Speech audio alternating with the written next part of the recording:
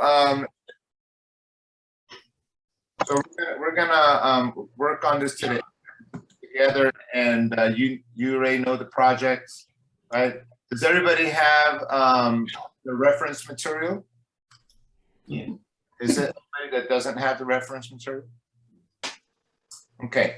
Another thing, I think what I'm gonna, well, I appreciate you. Y'all are doing really good with speaking when you're supposed to speak. So I'm gonna leave it this way.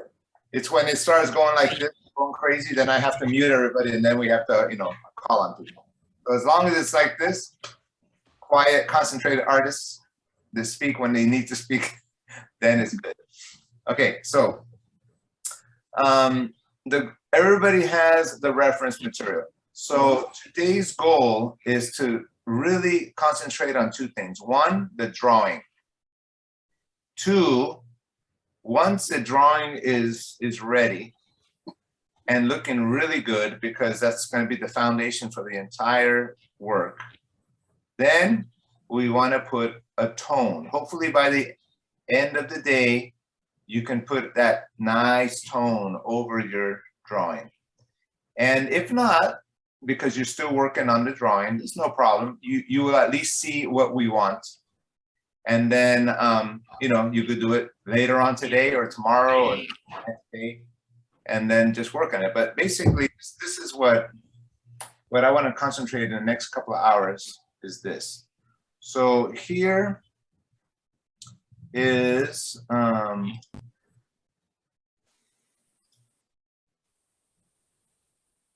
everybody can see this? So yeah. This is the painting right there, right? So this is what we're trying to get. So, I did the best I could to explain to you to get a head start. And like, I'm gonna just, confess my own sins. I mean, I've been painting for years and all that, and it was still not perfect. I thought it was pretty good when I did the drawing, a sufficient amount of drawing there. But I noticed that there was something that was not quite right with the face. And even the proportion was a little off, even with that grid. And so there's one way to check this.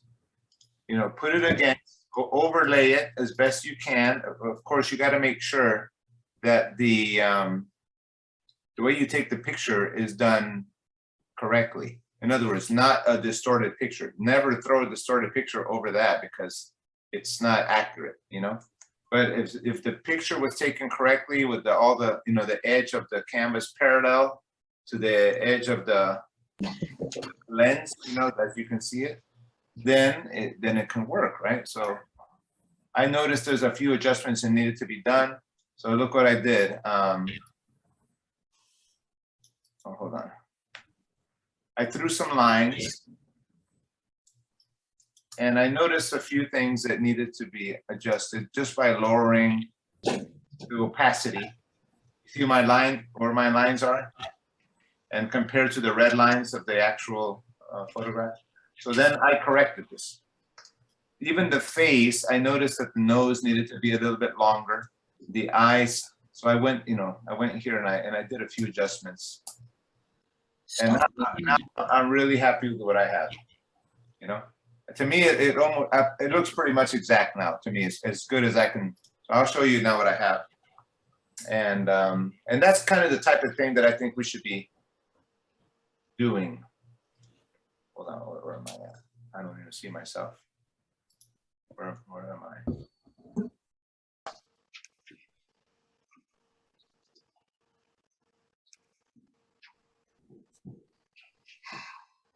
Here I am. Okay, so let me show you this real quick.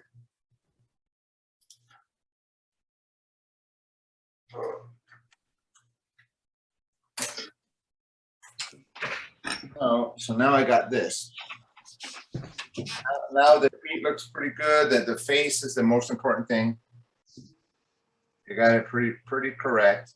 The question has come up before. I mean, does it have to be all shaded perfectly? Really, you don't have to. We're going to paint over the whole thing, but at least the placement of the features, the nose, the mouth, you want to kind of get that right. And by the way, this is just a suggestion Because the reality is when you paint, you can be going, you can be correcting as you paint. But this is a safe way that I recommend. Just get the drawing right, why not? Focus on that drawing, look at those angles. Look, the foot is not even finished, but it's good enough. It's the contour of what we're trying to do, right? And why did I not shade everywhere? Because we're going to paint all that later with tones, right? So anyways, so today, check out your drawing. If I want to see how everybody's drawing is doing. And I'm not going to be a dictator, but Thank you. basically, if you want me to help you, just humbly ask. And if you don't know how to correct it yourself, or you don't have these tools, then what I would ask is take a nice straight picture, send it to me, and I will do this thing and send it back to you in an email. And then you see those corrections and you do some correcting, right? So let's say you already did the fix-it thing. Now you can't erase it. So, but there's still a way around it. If you're working on a whiteboard, you can get the gesso, that liquid gesso. Where is it at? Here it is.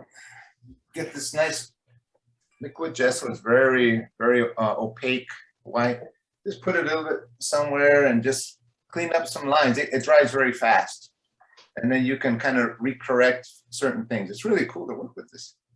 Anyways, any questions so far?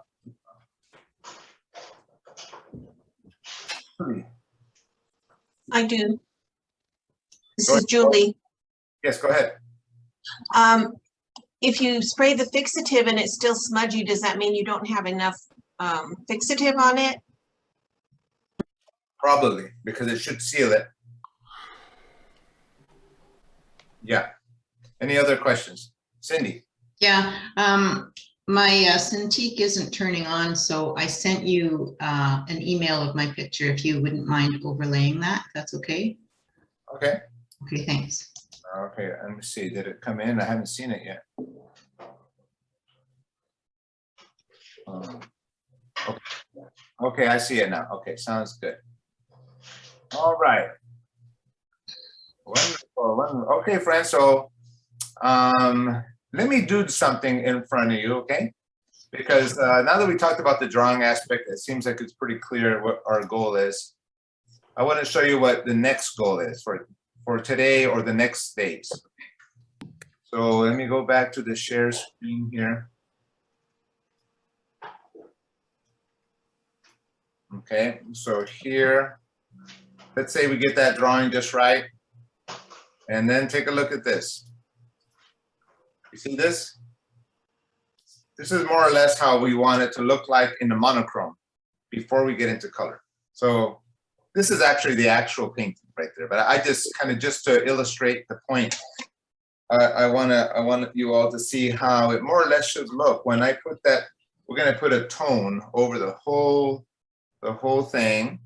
Maybe you can wipe off a little bit from this area, which is obviously the lightest point, which is very good composition, right? Because that's the focal point, so that it stands out.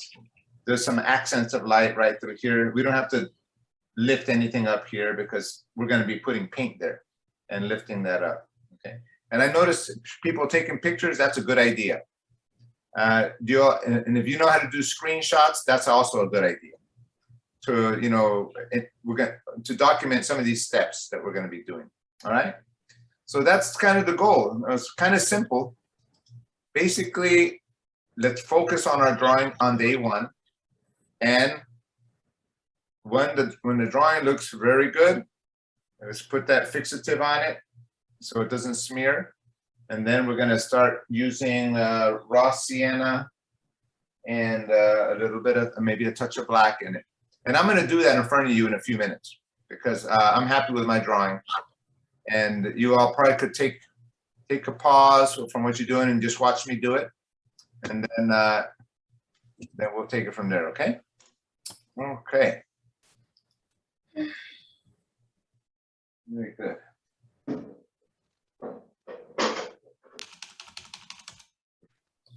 Okay, friends, could everybody see what I have on the easel right now? I'm gonna spotlight it now. Hold on. Okay, it should be spotlighted. You see it? Yes. Yes, we see it. Okay, friends. So I'm gonna start toning my canvas. Somebody asked, "What's the name of the spray you just showed us?" It doesn't really matter what the brand is because I've used different ones through the years, but it's called workable fixative. This one happens to be Blue Label, but it doesn't matter. Just workable, reworkable fixative. Can you use a final fixative or does it have to be a workable? It could be a final fixative, I guess. Final is good. All right. Okay. Okay, Alex, you got a question? Yes, brother. Hi. My question is simply this: since we used a graphite pencil to draw this, how would we make sure that the graphite won't show through the paint? Is it that trick you told us about using thinned gesso above the sketch, or something else? That was a recommendation if you want to peel it back. But the fixative should seal it enough. But Okay. if you want to just pale the value back of your drawing, you can use a little bit of like a thin down application of gesso. Right, but there's no way for this, pencil, marks to shine through the opaque. By the time it's fixed, the fixative is there. Then, I mean, the only danger I see is if, let's say, you're in an area that is going to be light, very light, and you have to do it dark, and now now it shows through, then that might be a problem. But that's where the gesso can help probably. But you know what? Realistically, you can paint over all that even with lighter opaque colors with oils to cover it up. Yeah, I mean, it shouldn't go through opaque oil paint now. I mean, So that's why it's called opaque.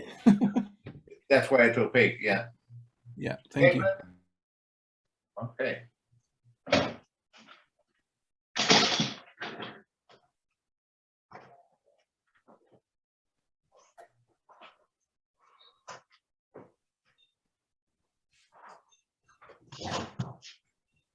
Is it true that you would want a fixative like that sprays, not one that you would like a clear gesso to brush on? What's the question again? So for sealing your Drawing. like you would use for a fixative, a clear gesso probably wouldn't work because it's a brush on, right? You're wanting something that's sprayed to make it clean, right? Yeah, the spray would be better, and make sure you're outdoors and not in your little studio doing it, because that's toxic, very toxic, that stuff. And basically, gesso is just to pale it back. Pale it. If you water down the gesso just a little bit, add a little water to it, and just lightly go over. But that's once it has been fixed with that spray. Then Right. it can go. It looks like a little cloudy effect over it, so it's just lighter value. Right. I have a clear gesso and sometimes I'll seal the lower level with that, but I do have to brush it on. That's why I was wondering, probably the spray, like you mentioned, is probably better to not affect the drawing. Yeah, I agree with that. Okay. The clear gesso is really not that practical in what I'm trying to show you Okay. right now, because the whole idea of gesso is for it to be opaque. Okay. Ed, Yeah, it's Ruth. Do you think I could send you my picture as well, just to see what you think? Because I had to redraw, remember the position of it. but I'm gonna do a little painting right now. Okay. Actually, you know what? I'll wait on the painting, and I'm gonna try to handle the drawing. That's for But you know, it only takes a minute to do this painting once.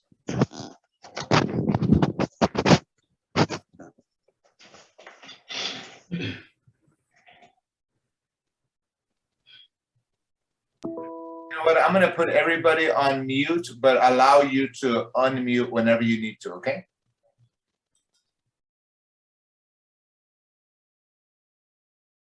Okay, thank you, friends.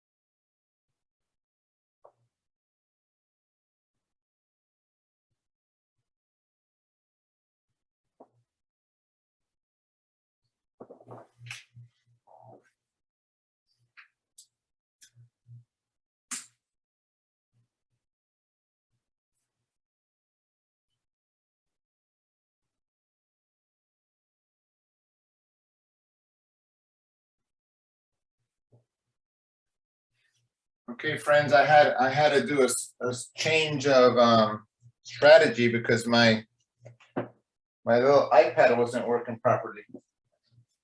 But anyways, we're gonna do it. Here it goes. Here's the moment I've been waiting for. So right now, everybody can see that, right? I am mixing raw sienna with a little bit of black. And on this side, I do notice certain areas that are gonna be a little bit more toward the reddish side. So I'm gonna try to find a little bit of like a burnt sienna color in there too. Ed, this is Julie. Does your camera your computer tilt down a little so that we can see a little bit more of your mixing? Hold on a second. Okay, I got a spotlight this.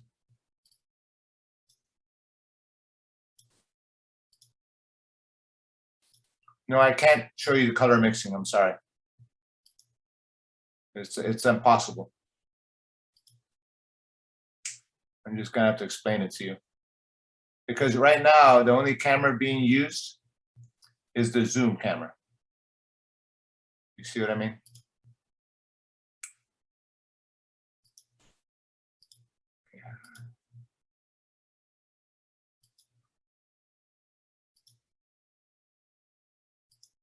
Okay. Yeah, so I can't show you it's either I show you this or I show you way down there, my palette. But I can't do both.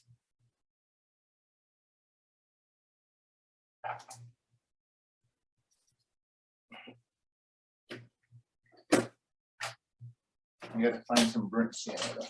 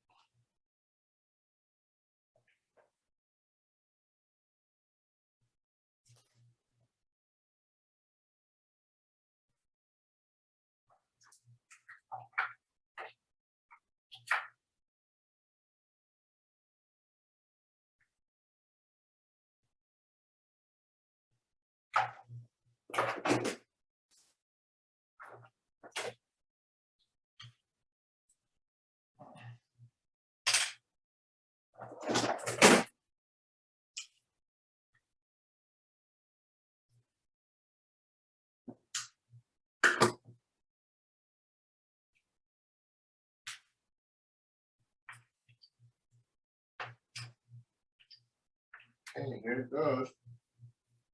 I could always adjust the color as needed. A little bit. Okay, so I'm starting here, everyone.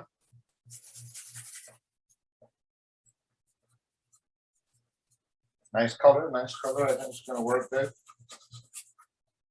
Use a nice kind of good sized brush.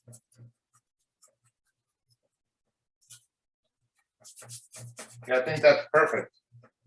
Raw sienna. And a touch of black in it. The more you kind of tease it out, you know, smoothly, then it's probably better.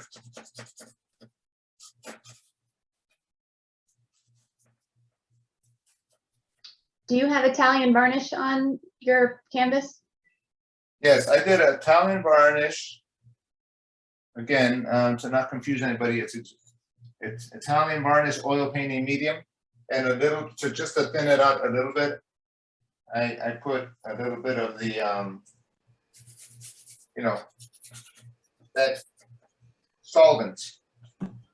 Now, if you don't have the Italian varnish, can you use a liquid or a stand oil? Sand oil is pretty thick. So I would say something thinner. Liquid would work. However, keep in mind, it's gonna be stinky and not the best thing to be breathing for you. It's not that good for your health. But Yeah. it's because it's gonna, remember, that's gonna cover your whole canvas. And so because of that, it's better to work with something less toxic, in my opinion. You know?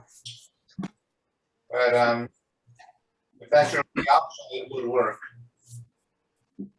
So Ed, could you give us an idea of what size of, like the size of a quarter that you put out on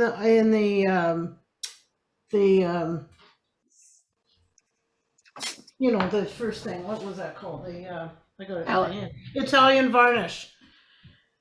Yeah, like the size of a quarter, like maybe double what you would do for the brush your teeth, toothpaste, double or triple.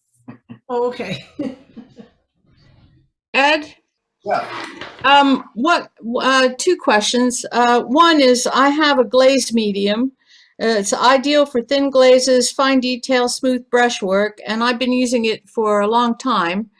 It's not an Italian varnish. It's from an art supply here in England, and I quite like it. Is that all right? So is it like a gel or is it more like a liquid? It's a liquid. Yeah, that seems to be it sounds like it would work, yeah. Yeah. And what color are you using it with? I missed that because I got a call from America. So what color are you using with that? Raw sienna and a touch of black. Okay, brilliant. I also got a little bit of burnt sienna for certain areas that I may want to go a little bit deeper, you know? Right. Okay, brilliant. That's excellent. Yeah, and I noticed my drawing is showing through. That's the important thing. See, like burnt. Let me see. Yellow ochre is close. It's kind of close to burnt sienna. However, it's very opaque. So there's the danger of it covering your drawings. You know. Mm-hmm. So that's why I like the idea of raw sienna because it's more transparent. And when you go into a wash like this, you know, sometimes like a fan brush is nice because it's nice and thin, you know. So I might use a fan brush in certain areas. Like this. It kind of evens it out nicely without too many streaks. With the fan brush. I have another question. You're not putting out all your colors. I mean, you gave us a pretty extensive color list. Yeah. When you're doing your palette, you're only putting the basic ones you're using with it, right? Yeah, remember, we're just doing an underpainting on this day. Right. Because of that, we're not going to need those colors today. All right, so it's a monochrome underpainting. Yes. The goal for today is a good drawing and a monochrome base. Excellent. Okay, excellent. That's about it. So Ed, are you mixing the Italian varnish and lavender brush cleaner together with a little bit of your paint to make a pool of that, and you're taking from that to put on there? Yes. Okay, thanks. Okay, and by the way, if you're not sure about your drawing, if you can tell it needs work, I would recommend focusing on your drawing right now. But I want to take a few moments, and then the rest of the time I'm going to be helping you all with your drawings if you need help, okay? Ed, is there a reason you're working around the outside and towards the center? It's kind of just getting comfortable. Okay. Kind of like a guy who is up to bat in the baseball swing, you know, just getting warmed up. Okay, I would be afraid to go to the most critical part right away, you know, okay, good. the face. Ed, could you repeat what you said about the drawing? So I was asked, why am I going around the sides? No, about the drawing. If we're working on the drawing, you said something. Oh, that don't be putting on these tones that I'm doing right now unless you are happy with the drawing. Yeah, okay, thanks.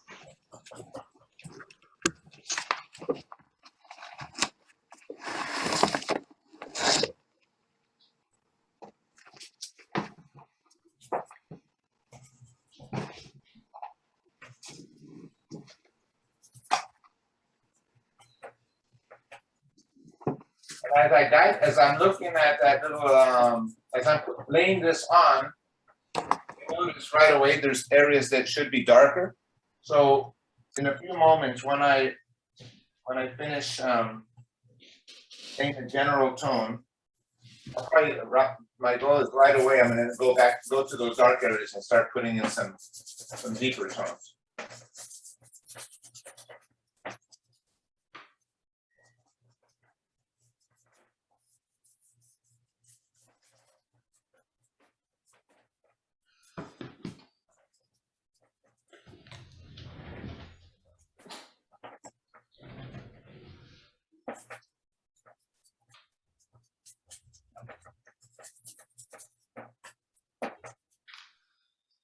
Oh no, I'm getting close to the thing. I'm scared.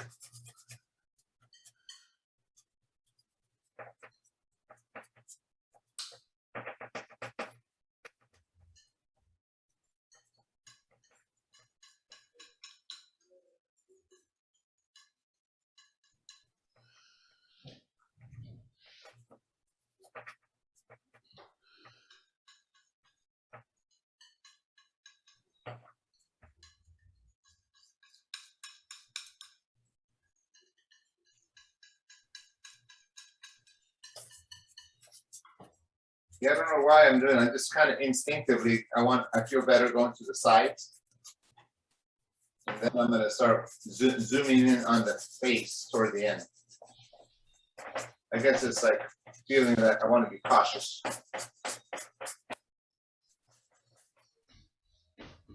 Doesn't really matter too much if it's a little blotchy in certain areas. Especially if they're gonna be covered with, you know, dark paint later.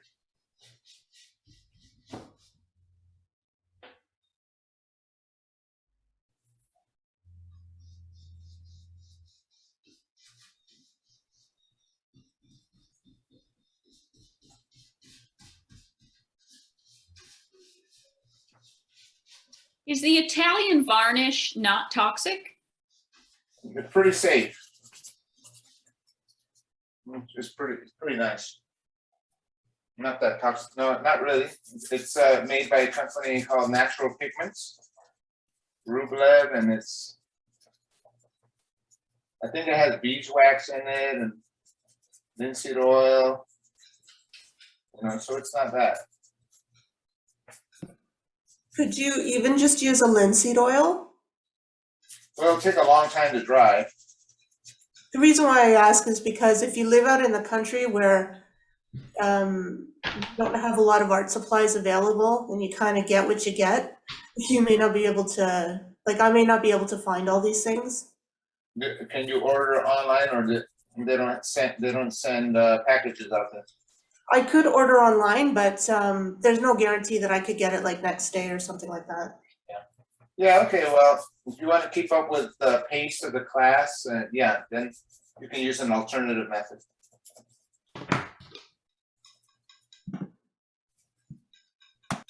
But that is a really nice medium that I like a lot.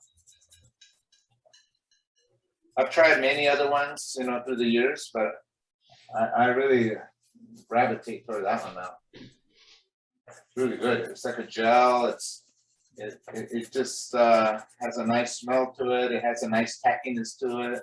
It's really good. Ed, what do you think of Marache? Because that's what I use because it's pretty dry. Marache is very nice. I really like it. And in fact, this one is very similar. but I think it's healthier and safer. Okay.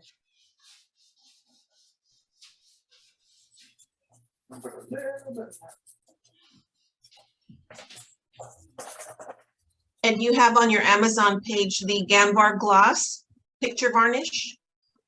Yeah, that's good for the final varnish. Oh, for the final, okay. Yeah, because this can be a little confusing. That it's called Italian varnish, and it's not a varnish, it's a medium. I don't know why they call it that, to be honest with you. Because people think it's a varnish, but it's just a medium, like RJ and others. Ed, Yes. could we use a 1-inch brush, a bigger brush, or do you like a smaller brush just so you can maneuver smaller areas? You mean for the for which stage? For what I'm doing right now? Yeah. Yes. Small is not a good idea. I don't think they take too long, and you just want to. The smaller it is, the more strokes are going to be visible. Yeah, you see what I mean? What size brush are you using? I think this is like a 8. Okay. So right now, look at it. All right, I'm going over the dangerous area. But look at, you know what I'm noticing? The less medium I use, the smoother it's going. So the more liquidy and thin it is, the better it is for what I'm trying to accomplish. So look at that, very nice. I'm going nicely over this. So more medium, thinner, consistency is better? Basically, the opposite. Medium is a little bit, like this particular medium has a gel on it, you know? So right now I'm using less of that, and I'm noticing it's even better. So basically, use more of a solvent to do the overall tone. Oh, okay, good. The base tone. Because later you're going to be hitting some darker accents, as you're going to see in a moment. But for the actual, look at this. See this? It's thin. Look how easy it's going. Yeah. Look at that. See? Yeah. And even. And transparent. Okay. So that's the lavender brush cleaner solvent. Yeah, lavender brush cleaner, any solvents. And again, why lavender brush cleaner? Why not turpentine? Basically for safety reasons. That's nice. I love oil painting, but I do recognize that there are, you know, some concerns because of the solvents. However, what I'm trying to teach you all, besides a nice painting technique, is also how to be safe with the oils. Right, and live forever. We can paint a little bit longer. Yeah. Because that's actually one reason why some people say they switch to acrylics. Because they say, oh, you know what, I don't want to deal with the solvents. And that's good. However, it's kind of a shame if they would have known that they could have stayed with oils and just painted more safely, right? So here we go. Looks like a mess right now. However, we'll get it to look good later.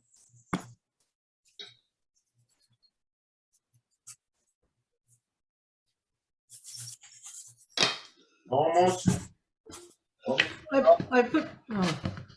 I put my thinner in a little eyedrop bottle so that I can just put a little drop of thinner into my paint if I want.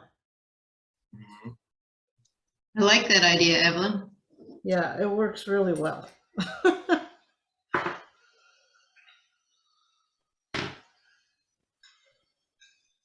Nice job, Evelyn. Okay.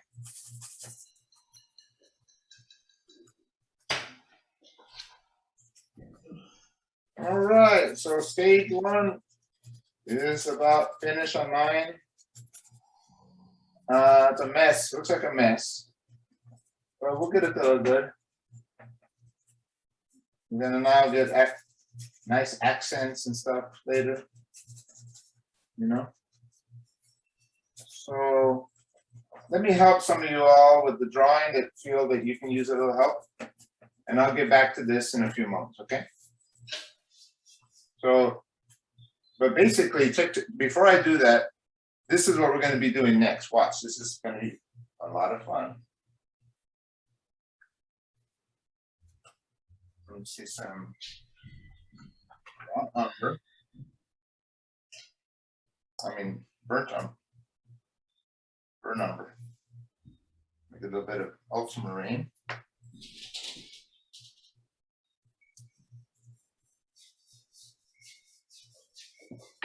Ultramarine just to knock it down a little bit to the darker areas.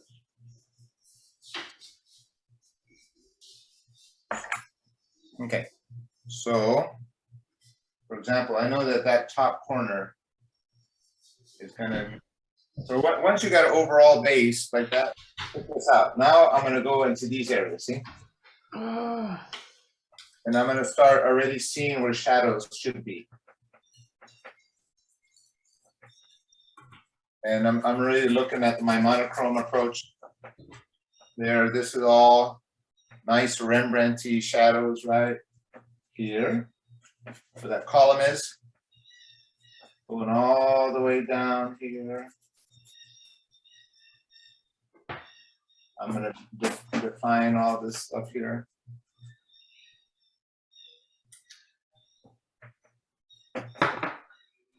Excuse me, Ed, what color is that? Well, I did a mixture of burnt sienna and a little bit of ultramarine blue just to give it a little bit more darkness in the darker areas like that. And I'm going to hit this corner, look, the cave, my cave area. Is that burnt sienna or burnt umber? Burnt, I'm sorry, that was burnt umber. Burnt umber with a little ultramarine. Okay. Let's see, look at this. That's exactly why we don't need to shade this with pencil, right? Because we're going to be putting tones here. And already look at this. All the way down to where the cave is beginning. This is the cave.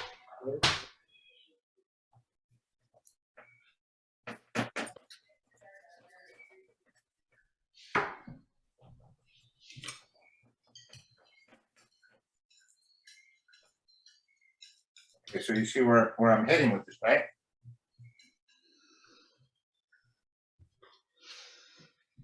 And dip into the that medium just a little bit more. That varnish. Okay, so here.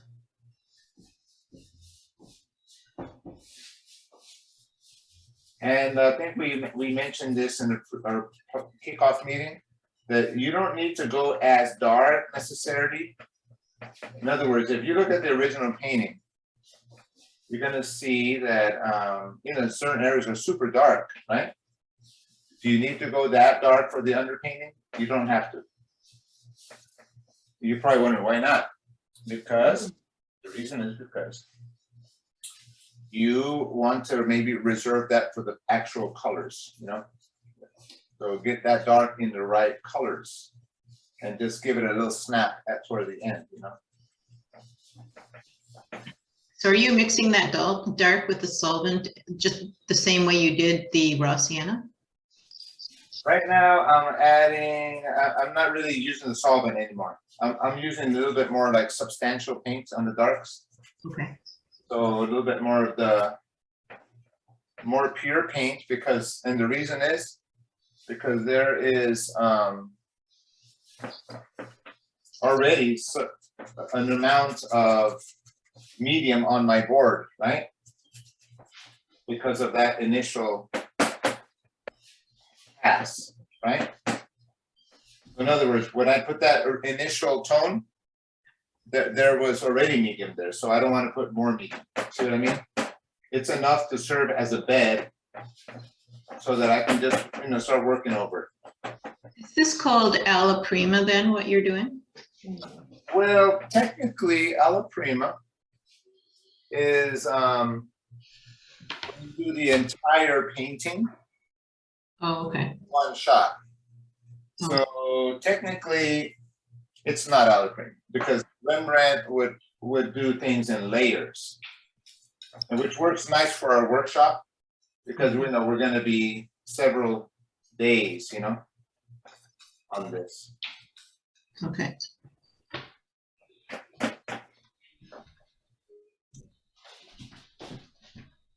If anybody got any questions, please. Didn't all the old masters basically, because pigment was so expensive, my understanding is that they did use a lot of glaze and they use a little bit of tint with a lot of glaze, and then they built it up over and over and over so that you also got an effect of an optical effect, the rich colors, because of the layers of glaze.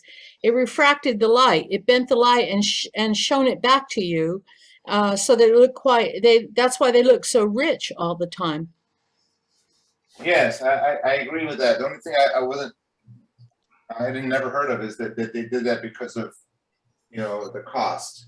I just think that they did that because they knew that that was a nice effect. Well, like if they had like something like lapis lazuli, we have sometimes here, we'll have medieval fairs and things. And one of the ones I went to, they had limners there, and the limners explained how color was made back in those days. How it was like burnt sienna is literally burnt earth from Siena, Italy, and burnt umber is literally burnt earth from Umbria, Italy, and so getting and then they would have to grind up their own colors, and then they would add whatever glaze medium that they used back then, you know, linseed oil or whatever they used, and that was why it was the idea of making their own actual paint and the guarded secrets of how they made their different paints was a big thing. And so for like a color like blue, it was really expensive to get the lapis lazuli or any of the cochineal, it's from shells and things that they would grind up and then add to the oil to make to make blues. So they ended up building it up in layers because it was just so expensive to get the basic, you know, the basic powdered ingredients that they had to do themselves. So they would just layer it and layer it, and it might be really thin layers, and they would wait for the layer to dry, and then they would do the next thin layer.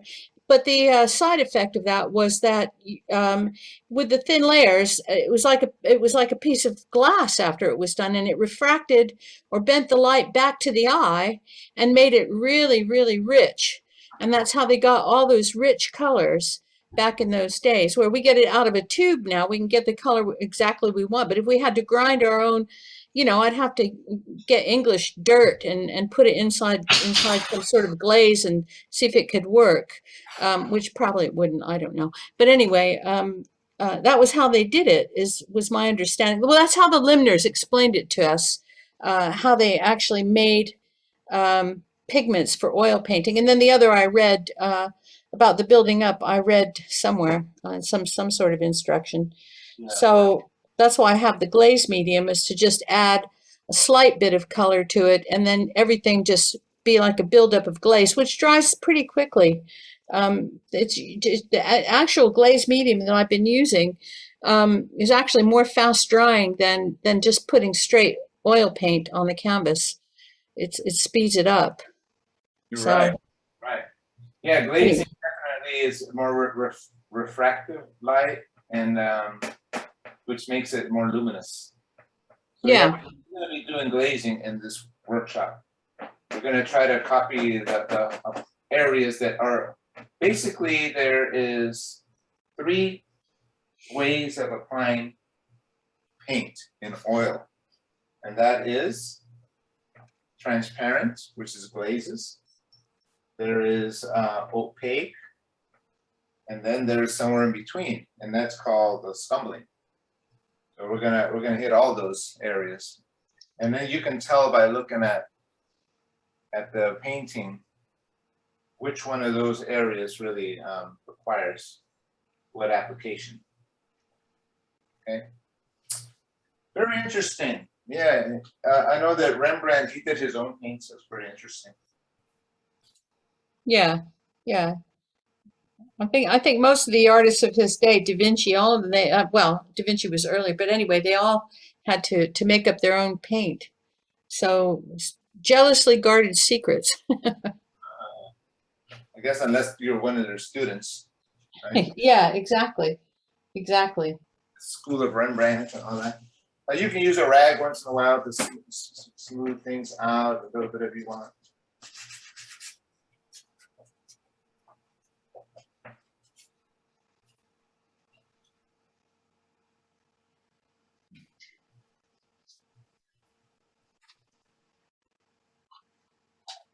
I'm going to go around his head a little bit more carefully.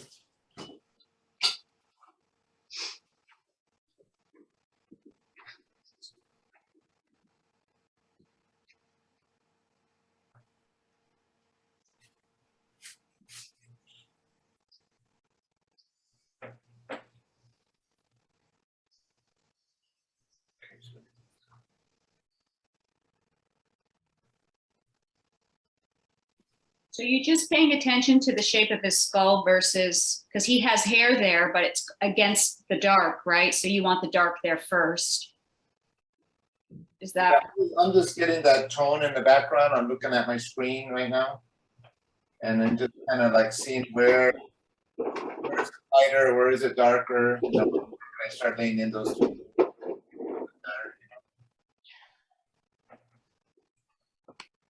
Okay, so let me get to some of these drawings here in a moment. It's just so fun to paint. So, but we gotta get the assisting certain ones that need it. Okay, I'm gonna just do one last thing here. I'm gonna just get the shape of this and let it kind of take a break, so to speak. So I'm finding that the edge of that cave.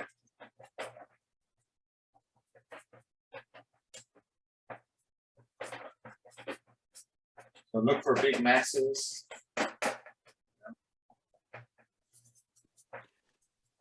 Ed, are you using a number 8 bright? It's like a filbert, I believe. Okay, and that's what's used for all the wash? Yeah. Okay, thanks. Sure.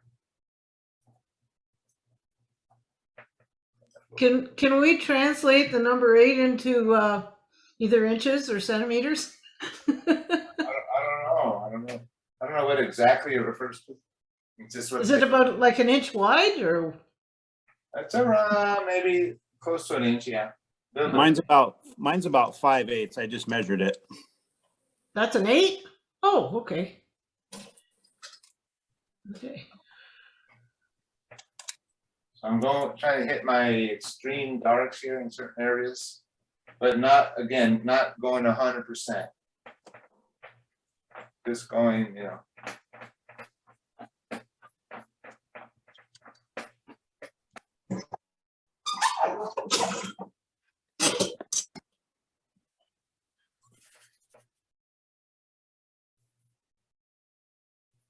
No, in oil painting, knowing that you're doing things in layers, you don't have to be overly concerned that it doesn't look perfect right away, you know.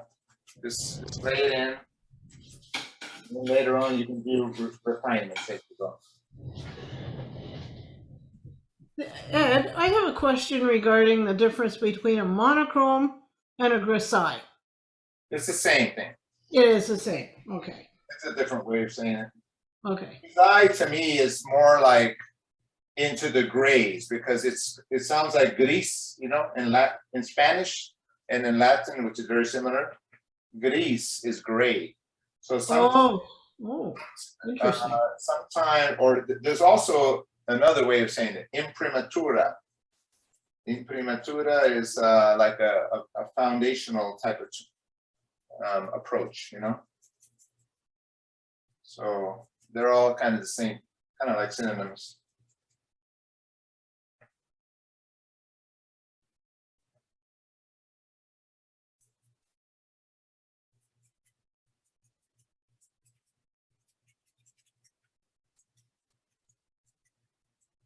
Starting to look really good, Ed. Well, That's me. it's getting the feel of, Yeah. but it still needs a lot more. Oh yeah. Oh yeah. That's okay. But yeah. We're just waiting for you to finish so we can start our own. Okay, but we're almost there. I think I'm gonna stop in about 2 minutes. I think it's enough to help me to see where the tones should be. You know, I'm gonna go a little bit more in that little corner of the cave.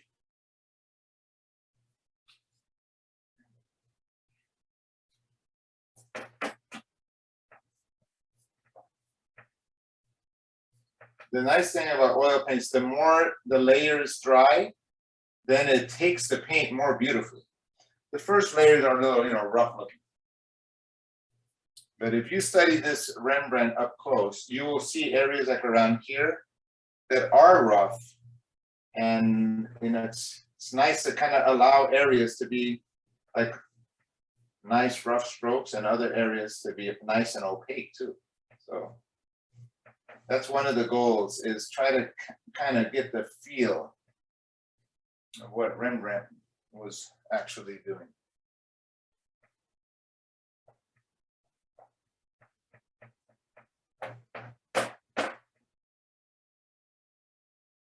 Values is super important. And that's one of the things we love about Rembrandt, is that how he used the chiaroscuro effect, the value relationships, so nicely. And that's, in my opinion, that is not done too much anymore as it used to be. And that's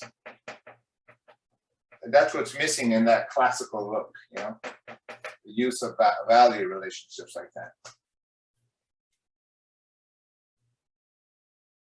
So we're on this painting, we're not going to be able to be afraid of darks. We're not allowed to be afraid of darks on this one. And that's what the monochrome is really good for us.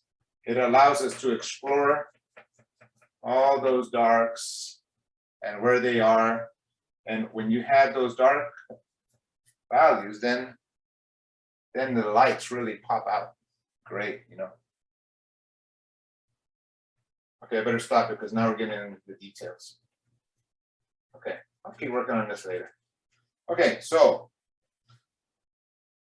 now when we get to Jeremiah himself, I'm gonna use a smaller brush because I want to get these details really, really nicely. The shoulder here,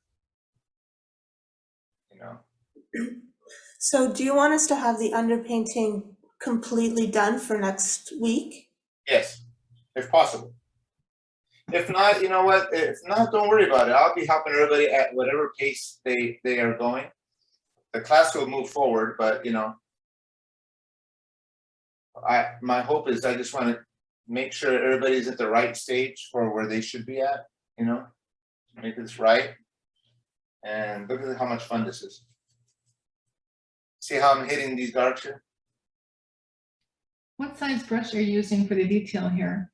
Well, I should be in a small one, but I'm still in my big one. I'm still doing that number 8 and using the corner of it. Okay, thank you. But I should be switching now to around like a 2 or 3, maybe a 4. Okay, I'm gonna stop here and start helping some people out.